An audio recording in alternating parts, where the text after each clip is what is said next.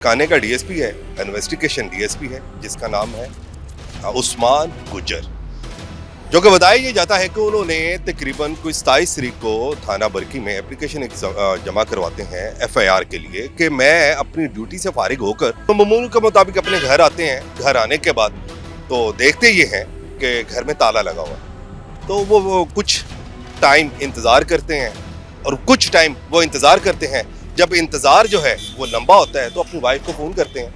लेकिन उनकी जो वाइफ होती है उसका नंबर बंद होता है, और जब नंबर उनको बंद मिलता है तो अपनी बेटी को फ़ोन करते हैं, बेटी का नंबर भी उन्हें बंद मिलता है। तो वो परेशान होते हैं, कहते हैं कि यार मैं ड्यूटी से फारिग होकर एक बंदा थक हार के और लातदाद केसेस को हैंडल करके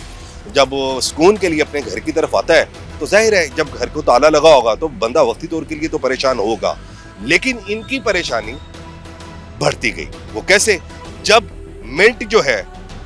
वो घंटों में आए तो इनकी परेशानी डबल होगी। इन्होंने फिर अपने जितने भी अजीज़ो कराब से उनसे राब्ता करने की कोशिश की कि मेरी बीवी और मेरी जो बेटी है, जो इनकी बेटी है 17 साल इनकी बेटी है और 20 साल इनकी शादी को हो चुके हैं। और होता ये है कि जी ये जितने भी अपने अहलो अयाल होते हैं, जितने भी इनके अजीज़ अकराब होते हैं, उनसे ये कोऑर्डिनेशन करते हैं, पूछते हैं,